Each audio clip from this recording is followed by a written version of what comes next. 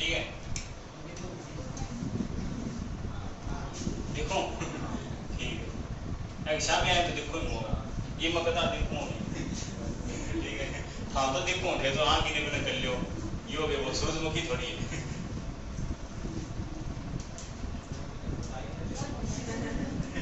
मैं देखो नहीं हूँ ज़्यादा बात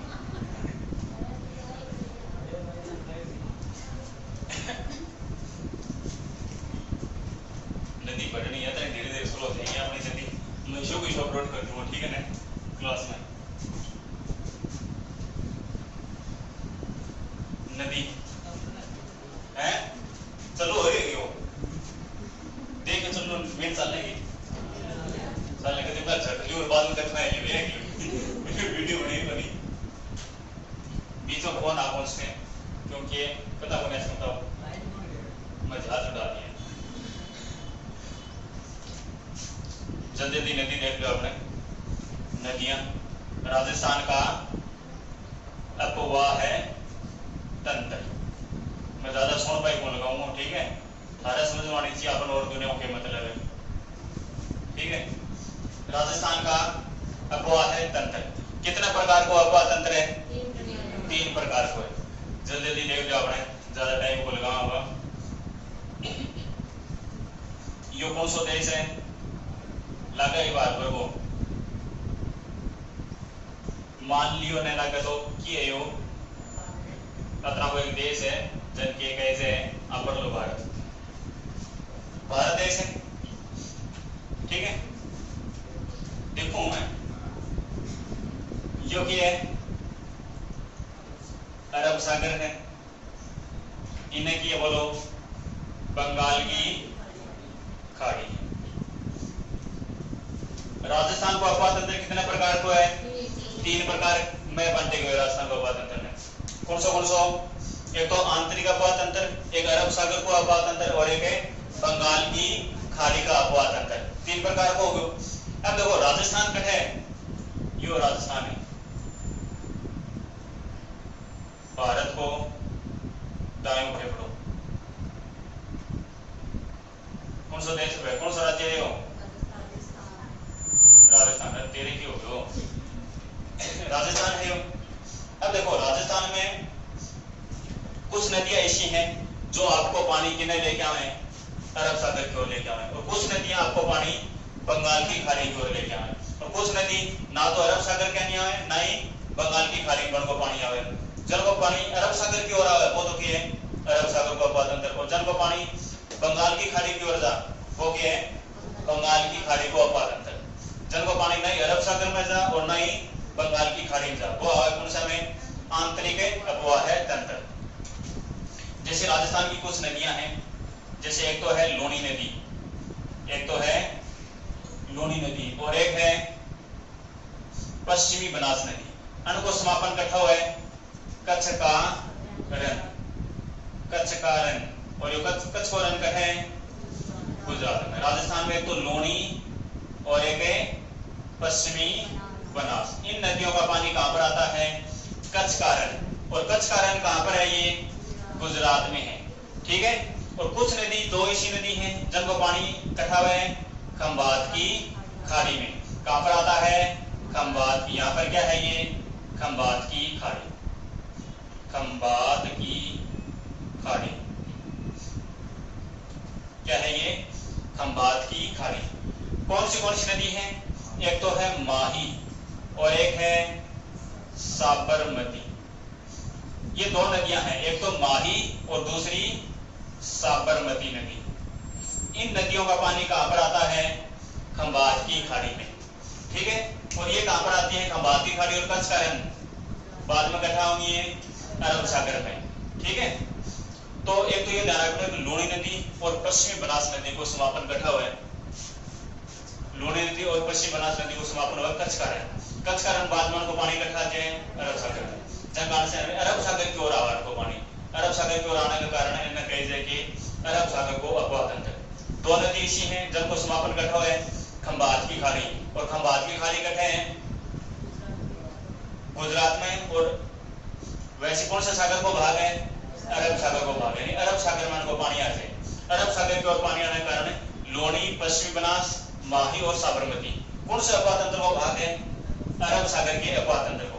इनको समापन माही और साबरमती को खंबाती खाड़ी, लोनी और पश्चिम बनास को कच्छ का रण है गुजरात में। ठीक है, उनका बाद में आपका बात करा। राजस्थान में कुछ नदियां ऐसी हैं जिनका पानी कहां पर आता है? पश्चिम बंगाल की खाड़ी की ओर। जैसे एक तो नदी है चंबल। ठीक है, कौन सी नदी है? चंबल। चंबल नदी है, इसका पानी कहां पर आता है? बंगाल की खाड़ी में। इसलिए कौन से अपातंत्र का भाग हो गई है? बंगाल की खाड़ी का अपातंत्र।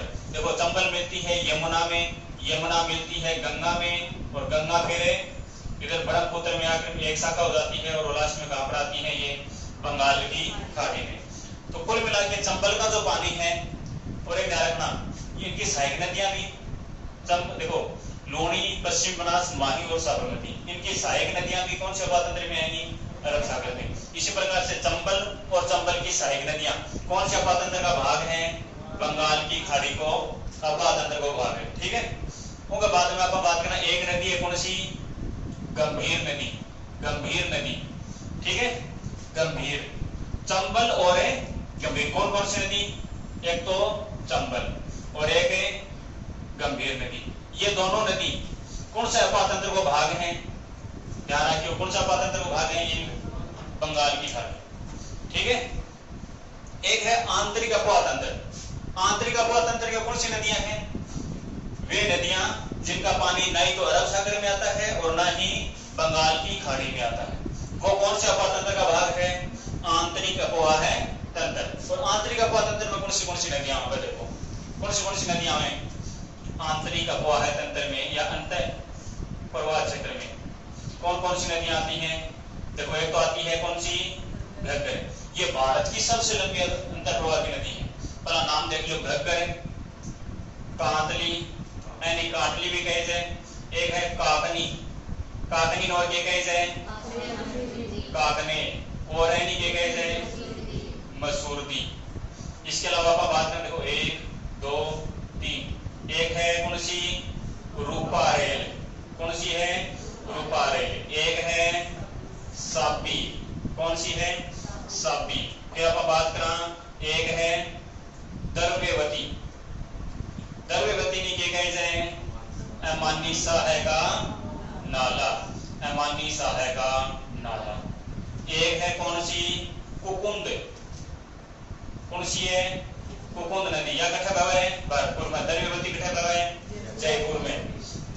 देखो कौन सी नदी होगी? घग्गर, कांतली, काकनी, रूपारेल, सापी, दर्वेवती और कुकुंद। कुछ ऐसी नदी हैं जो सांबर झील में आपको पानी लेके जाए। देखो एक और ध्यान रखनी, 8वीं नदी कौन सी? बाणगंगा। बाणगंगा नदी है ना, या पहला कौन से अपातंत्र को भाग थी? पहला तो थी बंगाल की खाड़ी को अपातंत्र, लेकिन वर्तमान में बाणगंगा नदी कौन से अपातंत्र में आवे?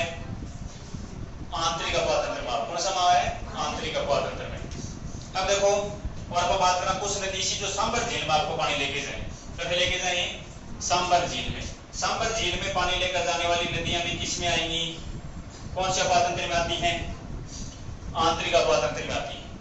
ठीक है, सांबर झील में जो नदी आपको पानी लेके जाएंगे वह कौन सा माह है? आंतरिक माह। अब सांबर झील में कौन सी नदी आती है? बताओ बना। देखो एक तो है, बताओ, खंडेला।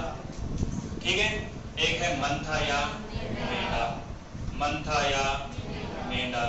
एक है रूपनगढ़, रूपनगढ़। एक है खारी और एक है सामोद। कितनी नदियां हैं? 5।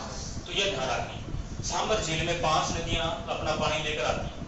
ठीक है, 5 नदी कौन सी है? खंडेला, मंथा या मेंढा, रूपनगढ़, खारी और सामोद। ठीक है, ये 5 नदी सांबर झील में आपको पानी लेके जाएंगे। तो बताओ सांबर झील में सबसे ज्यादा नमक कौन सी नदी लेके आ रहा है? मंथा या मेंढा।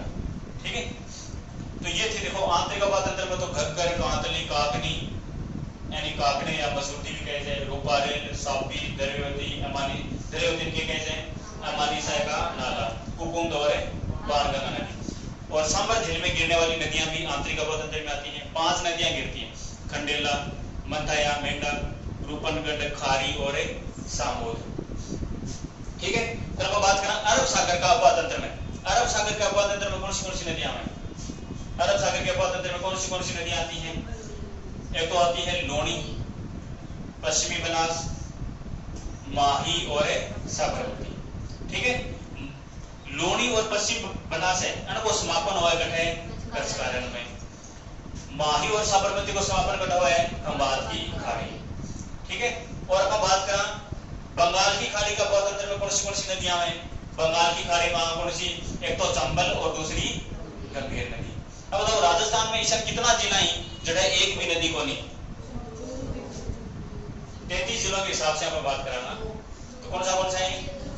एक तो चूरू और एक है बीकानेर। चूरू और बीकानेर ऐसा जिला है जहाँ एक भी नदी कौन नहीं। सब नगर हो गए बात को, चूरू और बीकानेर में एक भी नदी नहीं है। ठीक है, उसके बाद आप बात करा राजस्थान में सबसे ज्यादा नदियों का उद्गम कहां से होता है? राजस्थान में सबसे ज्यादा नदियों का उद्गम कौन से जिले से होता है? जिले की बात करें तो उदयपुर, संभाग की बात करा तो भी उदयपुर। उद्गम की बात करा नदियों का उद्गम कौन से संभाग से ज्यादा होता है? उदयपुर संभाग से। कौन से जिले से होता है? उदयपुर जिले से। परवाह देखना, परवाह क्षेत्र कौन से जिले से सबसे ज्यादा नदियां प्रवाहित होती हैं? चित्तौड़गढ़। चित्तौड़गढ़ जिले से सबसे ज्यादा नदी प्रवाहित हुई। ठीक है, और कौन से संभाग से सबसे ज्यादा नदियां प्रवाहित होती हैं? कोटा संभाग से। ठीक है ना। और एक बात और भी ध्यान रखनी है कि राजस्थान में जो आंतरिक अपवातंत्र है, जो कुल अपवातंत्र को कितना भाग है?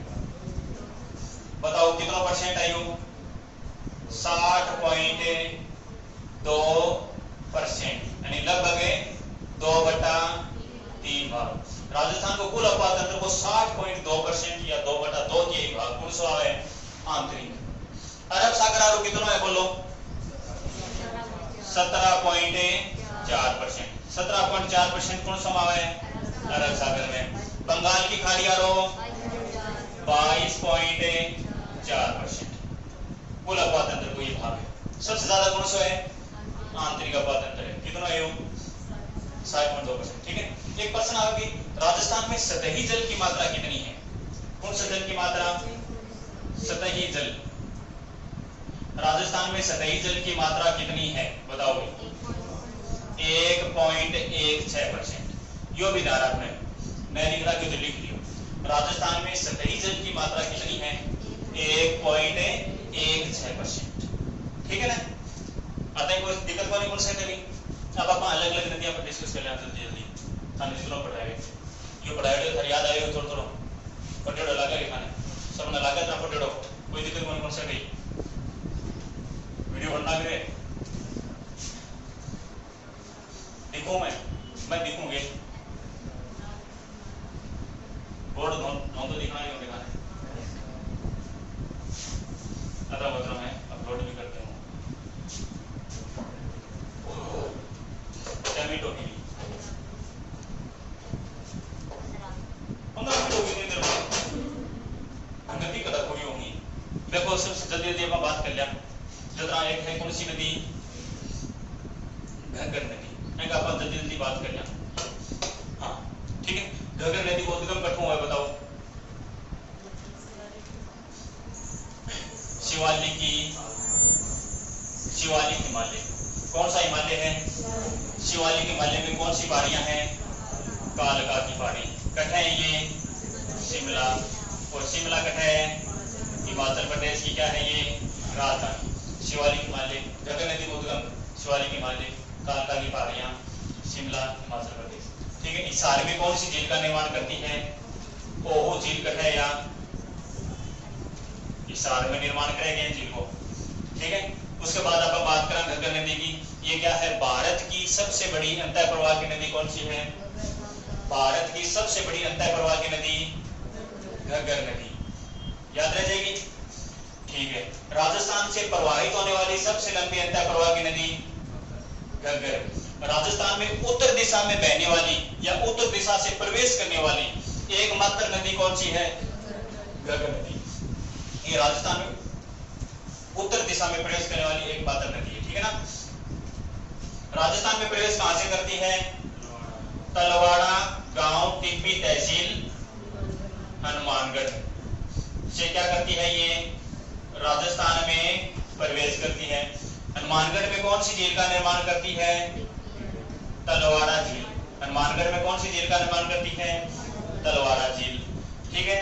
सामान्य वर्षा में इसका पानी कहां तक जाता है, भटनेर दुर्ग भटनेर तक, हनुमानगढ़ के भटनेर तक। और यदि अच्छी वर्षा हो जाए, सामान्य से थोड़ी ज्यादा वर्षा हो जाए, तो इसका पानी कहां तक जाता है, सूरतगढ़ और अनूपगढ़ तक, सूरतगढ़ और अनूपगढ़ तक। और यदि बाढ़ की कंडीशन आ जा, भारी वर्षा हो जाए, तो पानी कटे जाए, वो पाकिस्तान में चल जाए। वो पानी पाकिस्तान में कटे चल जाए, कोर्ट अब्बास।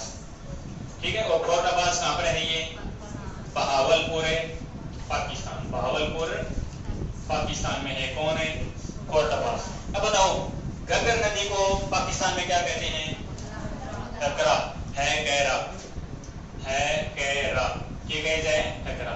घग्गर नदी को पाकिस्तान में क्या कहते हैं, घग्गरा। अभी आप बताओ कि घग्गर नदी की लंबाई कितनी है, 465 किलोमीटर। घग्गर नदी की लंबाई कितनी है, अब वो नाम बताओ। एक तो इसको कहते हैं दरिश दौती, दरी से दौती। और ये कहे जाए बताओ, लेटी हुई नदी, सोतर नदी। दरिश दौती, लेटी हुई नदी, सोतर नदी। राजस्थान का शौक है, क्यों कहे जाए बताओ, राजस्थान का शौक है, राजस्थान में बाढ़ आती है इस कारण से।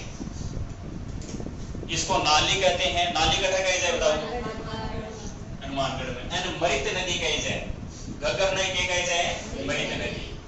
घग्गर ने हकरा कहे जाए, हकरा कट कहे जाए बताओ, पाकिस्तान में कहे जाए।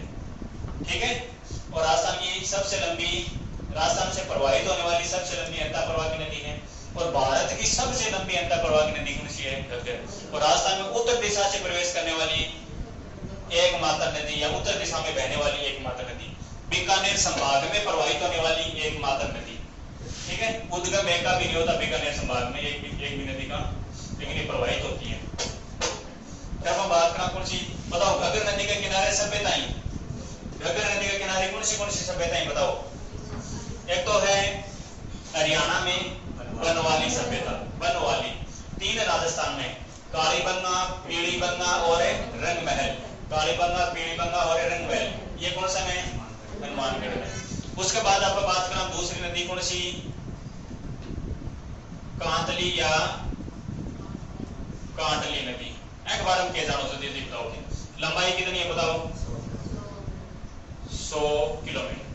पूर्णतः राजस्थान में सबसे लंबी अंतः प्रवाह नदी कौन सी है, पूर्णतः है राजस्थान में सबसे लंबी अंतः प्रवाह की नदी कांतली नदी। ठीक है। पूर्णतः राजस्थान, इसका उद्गम कहां से होता है, कांतली नदी का उद्गम कहां से होता है बताओ, खंडेला की पहाड़ी है सीकर में। ठीक है। वासनागी कौन से जिले को 2 भागों में विभाजित करती है, झुंझुनू जिले को 2 भागों में विभाजित करते हुए क्या करती है, ये प्रवाहित होती है। कितने जिलों में बहती है, सीकर और झुंझुनू। वर्तमान में बात करा तो 3 जिला, सीकर, नीमका थाना और झुंझुनू। ठीक है। नदी के किनारे सभ्यता कितनी है, 2 सभ्यताएं। कौन सी, एक तो गणेश्वर सभ्यता, गणेश्वर सभ्यता कट है सीकर, वर्तमान में बात करा तो नीमका। दूसरी सोनारी, सोनारी सभ्यता कट है झुंझुनू, लेकिन वर्तमान में बात करा तो नीमका थाना। ठीक है। तो दोनों ध्यान रखनी है, गणेश्वर सीकर में, वर्तमान की बात करा तो नीमका थाना। सोनारी झुंझुनू, वर्तमान में नीमका थाना। ठीक है। अब बताओ कांतली नदी का जो बेसिन है, एनके कहे जाए, कांतली नदी की बेसिन को तोरावटी कहते हैं। और क्या कहे जाए, अंतः प्रवाह का बेसिन भी कहते हैं, आंतरिक। ठीक है ना। अंतः प्रवाह का बेसिन कौन सा बताओ, अंतः प्रवाह का बेसिन कौन सा है, ये कौन सा है, शेखावटी। यानी शेखावटी बेसिन कहे जाए, तोरावटी कहे जाए, और अंतः प्रवाह का, आंतरिक प्रवाह का बेसिन, आंतरिक प्रवाह का बेसिन भी कहते हैं। ठीक है। ये कांतली नदी हो गई। इसके बाद हम बात करें और छोटी छोटी नदियों की, जैसे एक है रूपारेल नदी। बताओ भाई रूपारेल नदी के बारे में क्या जानो थे?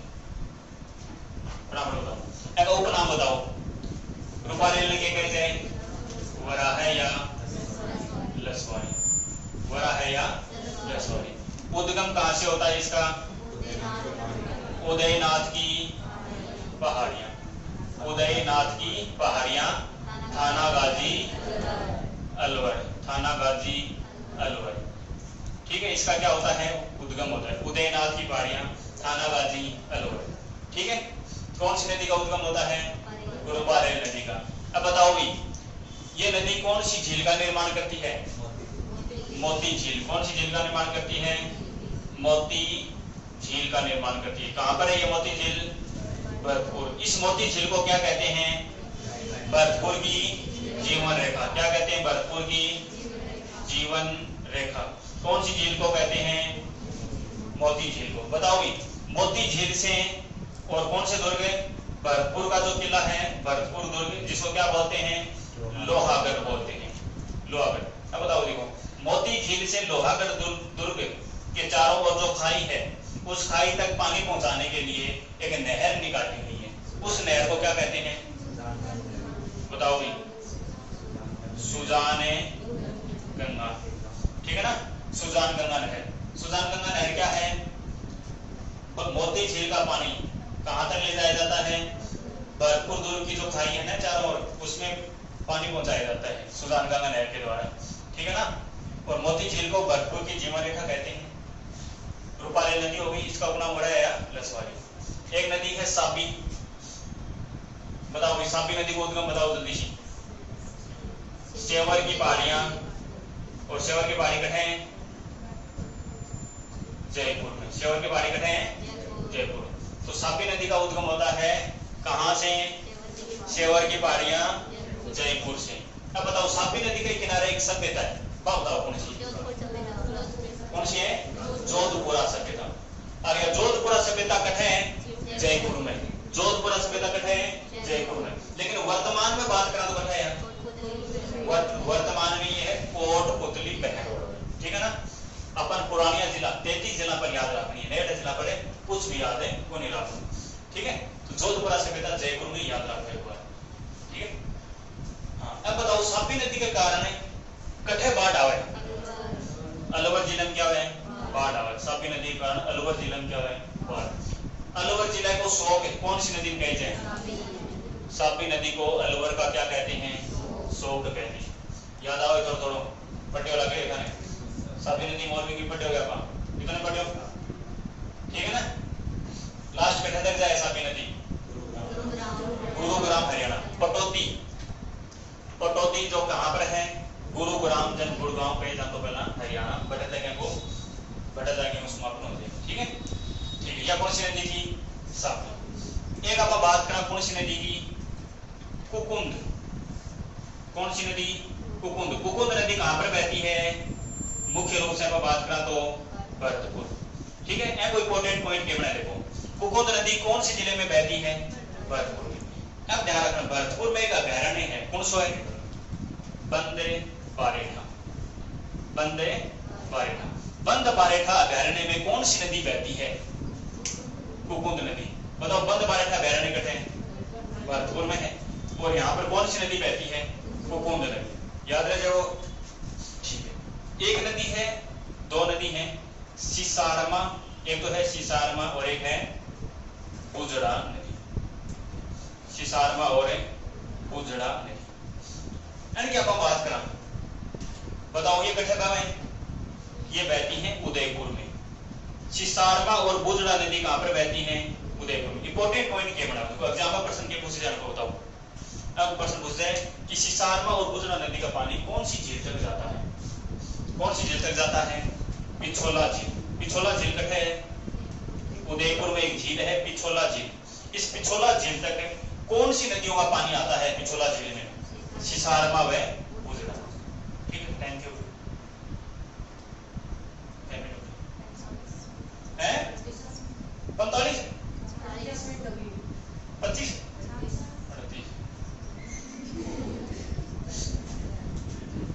आज थोड़ा जल्दी टाइम हो निकल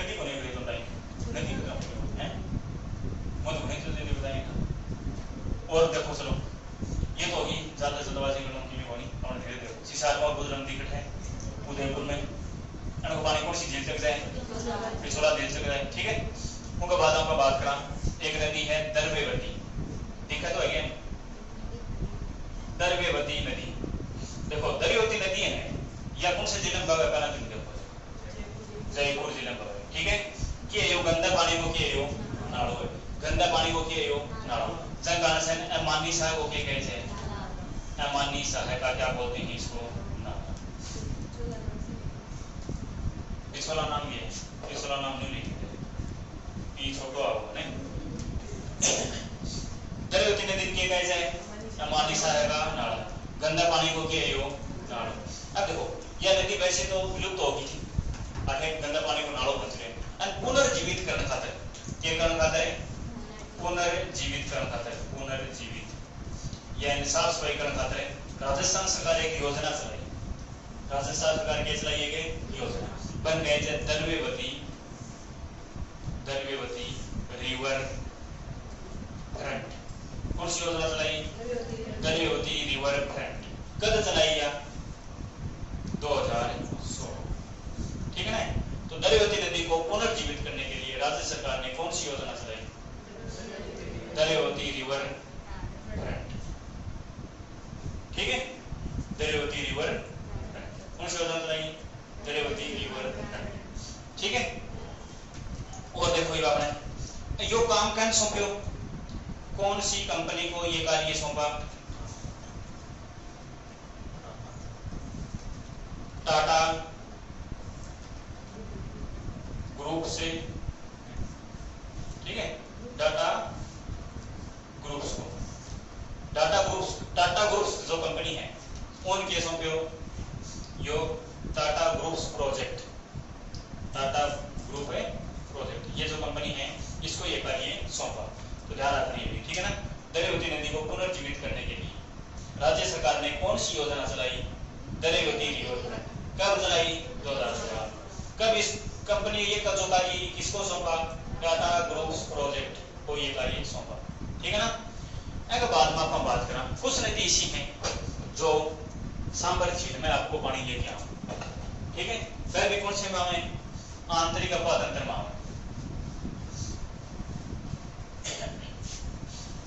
देखो कौन सी है, आज के बाद में यदि मौका मिला हो क्लास में वीडियो बना, ये तो थोड़ा जल्दबाजी करके हो रही है, थोड़ा जोर का वीडियो बना रहे हैं, बहुत ही शानदार वीडियो। ये देखिए हाँ, अब देखो सांबर झील में आपको पानी कौन सी नदी लेके जितना क्या की है सांबर झील क्या बताओ, सांबर झील सबसे ज्यादा तो कट है यार जयपुर में, उसका बाद में कट है यहाँ नागौर में है, जयपुर के बाद में नागौर में, फिर अजमेर में। कितना जिला में यहाँ, जयपुर नागौर अजमेर। विस्तार के आधार पर क्रम देखें तो सबसे ज्यादा जयपुर में, उसके बाद में नागौर में, उसके बाद में अजमेर।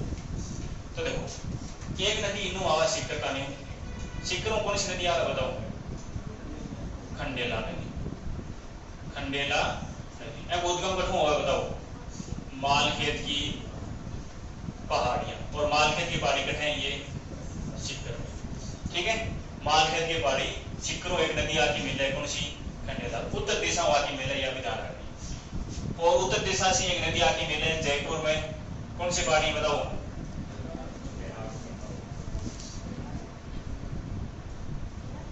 बैराज की पहाड़ियां नहीं है, कौन सी पहाड़ियां लिखवाएगी, मनोहरपुरा की पहाड़ियां। कटवा है मनोहरपुरा की पहाड़ियां, कहां पर है ये, जयपुर में। ठीक है, और मनोहरपुरा की जो पहाड़ी है ये कटे हैं जयपुर में। कौन सी नदी आ रहा है बताओगी, मंथा या मेंढा नदी, मंथा या मेंढा नदी। ठीक है, मनोहरपुरा की पहाड़ियां जयपुर से कौन सी नदी आती है, मंथा या मेंढा नदी, सांबर झील के आपको पानी लेकर। ठीक है, यह नदी के किनारे बताओ एक जैन धर्म का प्रमुख स्थल है, कौन सा है वो, लुणवा। और लुणवा कहां पर है बताओ भाई? लुणवा कहां पर है? नागौर में। लुणवा कहां पर है? नागौर। जैन धर्म का प्रमुख तीर्थ स्थल है लुणवा। कौन सी नदी के किनारे है? मंथा या मेंढा। कौन सी नदी किनारे है?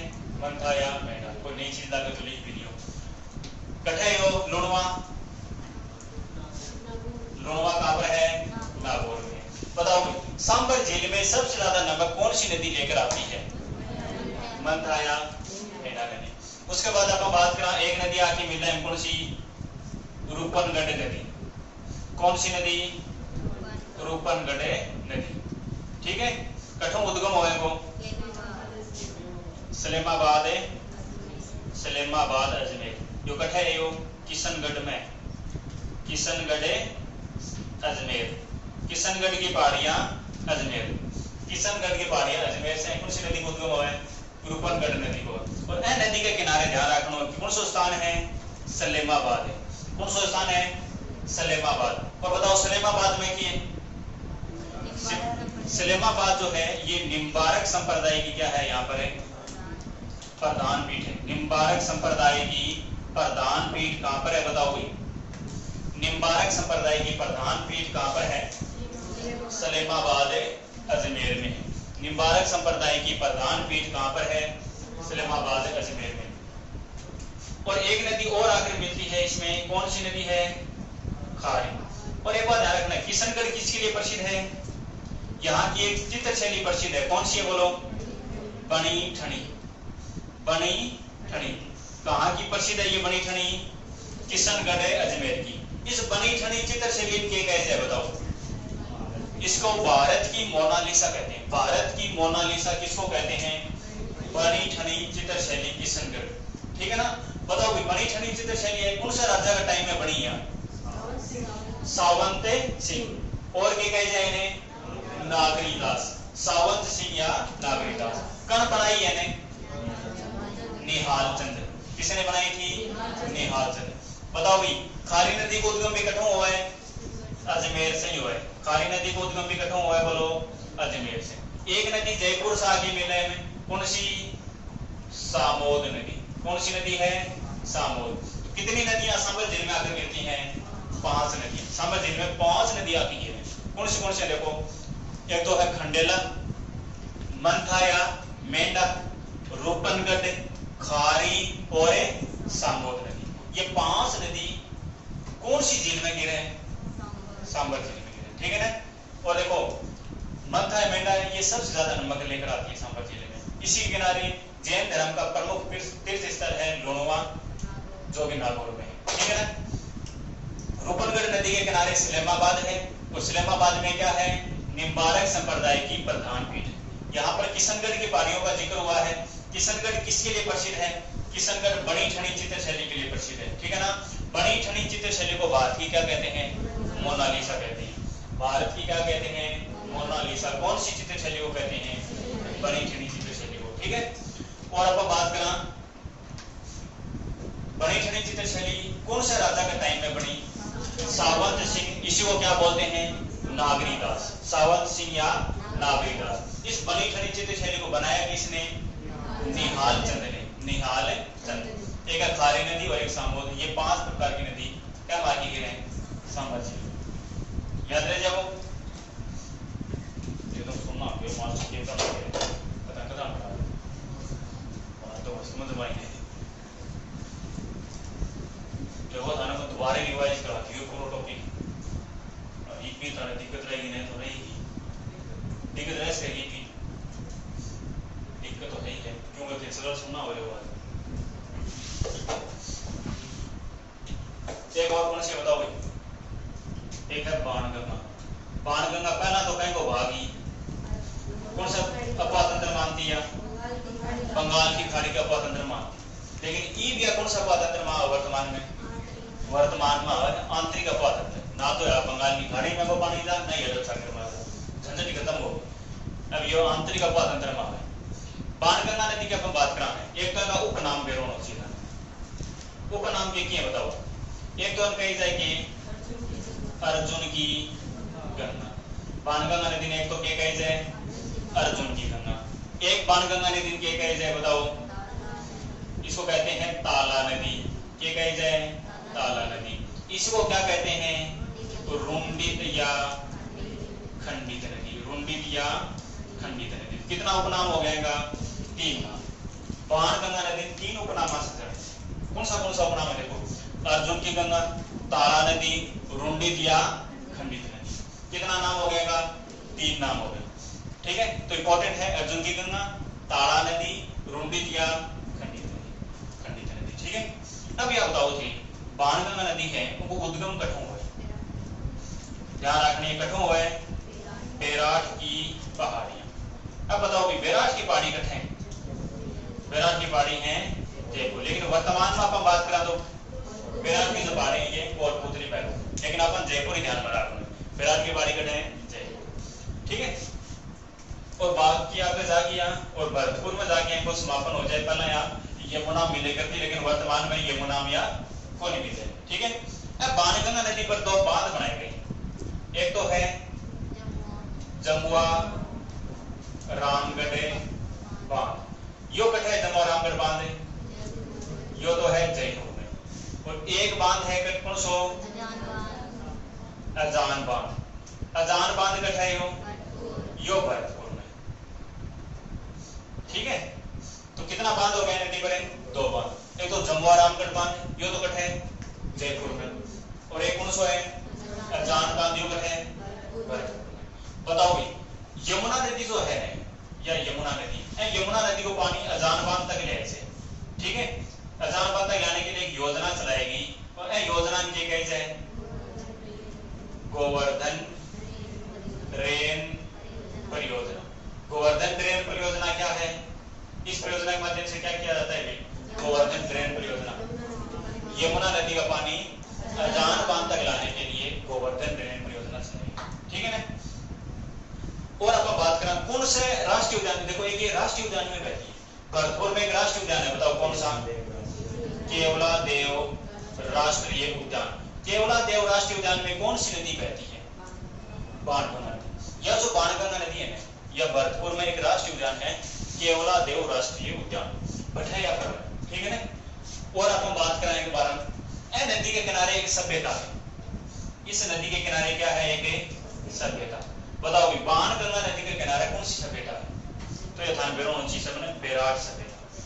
बैराठ सभ्यता पहला तो कठे थी या जयपुर में थी, लेकिन वर्तमान में कठे है कोटपुतली पैरो में। बैराठ सभ्यता पहला कठे या जयपुर में थी, लेकिन वर्तमान में कठे है कोटपुतली पैरो। बैराठ सभ्यता कौन सी नदी के किनारे है? बाणगंगा नदी के किनारे। ठीक है, और अब बात करें नदी के अंदर 3 नाला आती है। 3 नाला, कितने नाले आकर मिलते हैं इसमें? 3। ठीक है, याद करा रखना है GPS। जी से घुमटी नाला, P से पलोसन, S से सूरत, GPS। ठीक है, G से घुमटी, P से पलोसन, S से सूरत, 3 नाला। प्रश्न आ रहे हो, बाणगंगा नदी में कौन से नाले आकर मिलते हैं? GPS, गुमटी, पलोसन, सूरत। ठीक है, बाणगंगा नदी के किनारे कौन सी सभ्यता है? बैराठ सभ्यता। यह कल लिखी था, बैराठ सभ्यता जयपुर में है। वर्तमान में बात करना तो बताया कोटपुतली पैरो। बाणगंगा नदी को उद्गम हुआ बैराठ की पहाड़ी जयपुर से। ठीक है ना। भरतपुर में को वर्तमान में समापन हो जाए। अजान बांध, यमुना नदी को पानी अजान बांध तक लाने के लिए गोवर्धन ड्रेन परियोजना चलाई गई। ठीक है, केवलादेव राष्ट्रीय उद्यान से प्रभावित होती है। इसके उपनामों की हम बात करें, अर्जुन की गंगा, ताला नदी, रुंडित या खंडित नदी। अब बताओ कोई नदी रहेगी कि बाकी? अंत प्रवाह की टोटल नदी आपने पढ़ लिया। ठीक है, ये अंत प्रवाह की क्या थी? टोटल नदी। ठीक है, ये अंत प्रवाह की एक और रहेगी अंत प्रवाह की नदी, सबसे छोटी नदी राजस्थान की सबसे छोटी अंत प्रवाह की नदी एक और रहेगी। कहीं पर और डिस्कस कर लो आपने, काकनी या मसूरी नदी। काकनी या मसूरी नदी। नदी के बारे में और अपन थोड़ी सी डिस्कस कर लें। या कि आपने राजस्थान की सबसे छोटी अंतर प्रवाह एक नाम ध्यान रखने का है काकनी एनी के कहे जाए काकने एनी के कहे जाए काकने और एनी के कहे जाए बोलो मसूरती नदी कहे जाए। तो कितना नाम हो गएगा 3 नाम हो गए काकनी काकने और मसूरती नदी काकनी काकने या मसूरती नदी।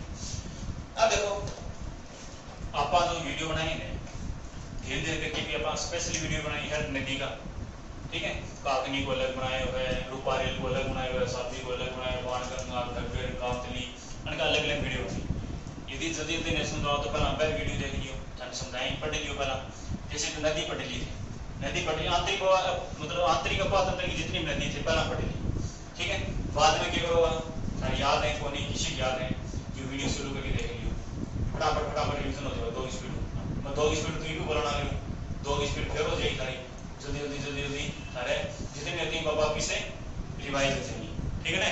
तो रिवाइज करना सबसे बेस्ट ट्रिक है कभी नदी भूल जाओ बाई चांस तो अपने याद है को नहीं कितनी याद है वीडियो चालू करो सभी चीज मैं बता ही दूं बोल के वो तो हाँ यात्रा है या सबसे लंबी है या सबसे छोटी है यात्रा है वो नाम ये है पर यो बांध बनाए गए उद्गम हुआ टोटल पता चल जाओ सबने अब काकनी नदी को उद्गम है हर हो तो काकनी नदी को जो उद्गम है ये एक गांव है जैसलमेर में कोटरी एने कोटरी गांव भी कहे थे या फिर ए को नाम कहीं पर कोठ्यारी भी आते क्या जाए कोठ्यारी गांव।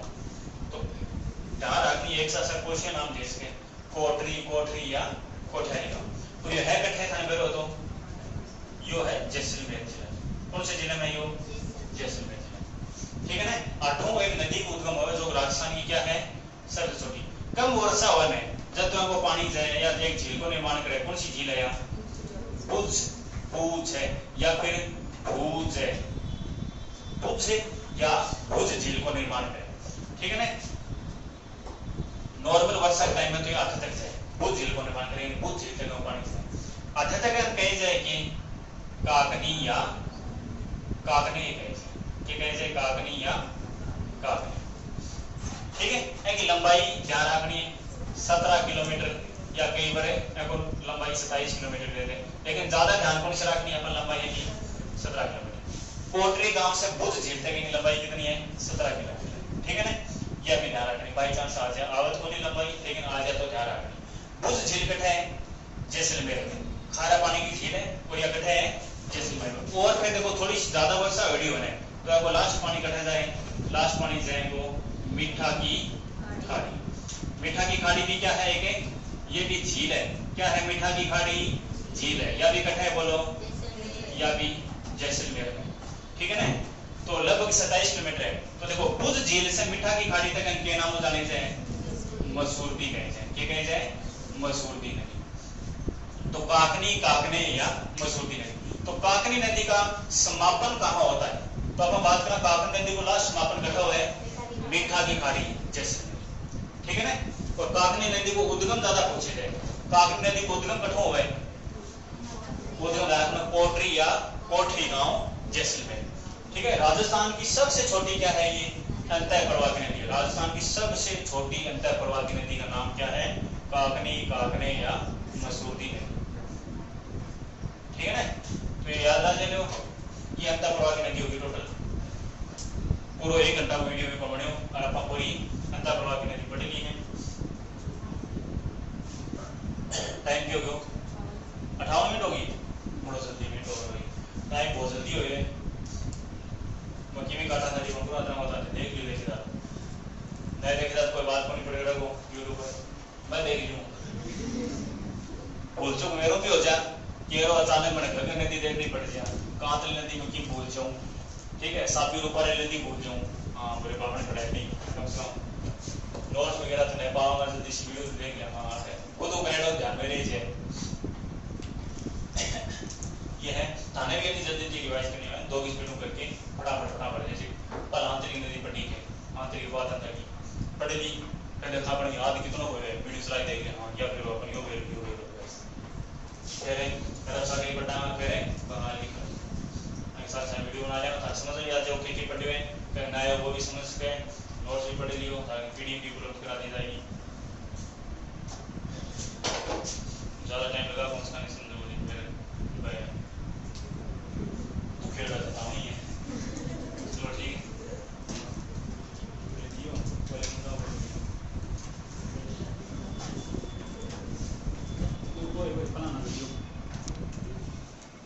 ये लिख जाओ चाट हम तारो